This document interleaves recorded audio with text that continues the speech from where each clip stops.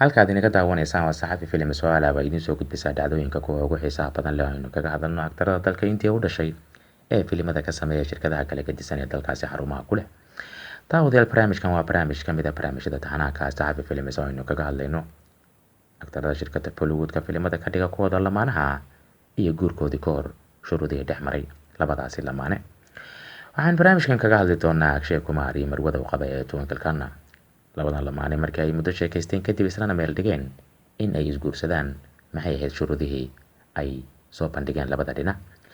Sidii la wada ogsoon yahay, badanaa aktarka waxaa suurtagal ah inuusan wax shuruuda ku xirin marwada uu isaga rabo, inkastoo qaarkood ay jiraan shuruudaha ay soo bandhigaan. Ha yeeshee, aktarishada Twinkle Khanna maxay ahayd shuruudii ay ku xirtay Akshay Kumar in ay isguursadaan ka hor. Haddaba aktarishadan ayaa markii ay samaysay filimka Meela oo ay la daadihineysay Faisal Khan iyo Amir Khan sanadkii 2000 markuu ahaa, waxa ay shardi ku galeen, isaguna waqtigaasi waxa uu sameynayay filimka dadkan ay wada daadihinayeen isaga iyo Shilpa Shetty iyo Sunil Shetty.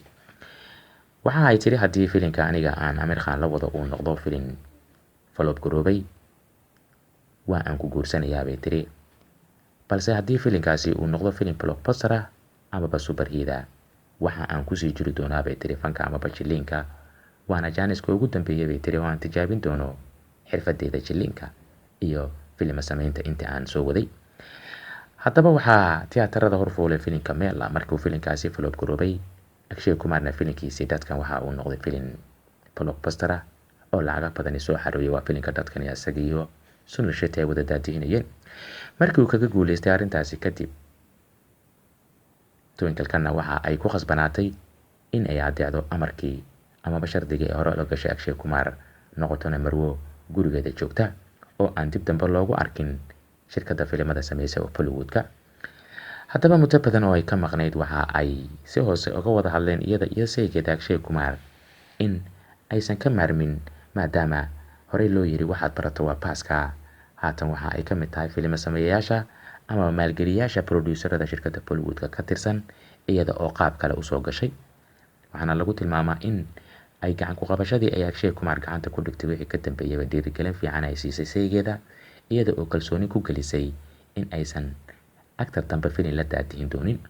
Sida la wada ogsoon yahay, Akshay Kumar laftiisa marka uu filimada jilayo qaabka uu dumarka ula dhaqmo, waxa aad moodaysaa mararka qaar marka aad fiirisid atoorayaasha kan ugu shaxaarisan, isaga oo dad badanina ay ka aaminsan yihiin in uu yahay aktarada kuwa ugu faraka ciyaarka badan marka ay noqoto inta muuqaalada la duubayo filimka qaybihiisa kala duwan. Haddaba aktarkan waa Akshay Kumar iyo marwadiisa Twinkle Khanna shuruudihii guurkooda ka hor ay ka wada hadleen ayaan intaas kusoo gabagabeynayaa. Daawadayaal, waa barnaamij ka mid ah barnaamijyada taxanaha ka noqon doona Saxafi Films oo aad ku ogaan doontaan shuruudaha iyo shardiyada ay isku xiraan labada jilaa inta aysan isguursan ka hor, inaga oo barnaamijyo badan ka samayn doona. Si aad barnaamijyadaas u rukumatid, subscribe waa inaad tiraahdaa Saxafi Films, gambaleelkana taabataa si barnaamijka markuu hawada soo galaba isla markaasba kuugu soo dhaco. Fikirkaagana waxaad inoogu reebi kartaa qaybta commentiska ee Saxafi Films adiga oo nala wadaagaya. Inagoo isku duuban waa bahda Saxafina, intaynu barnaamijkan lamid ku kulmayno waxaanu idinkaga tegaynaa sidaa iyo nabadgelyo.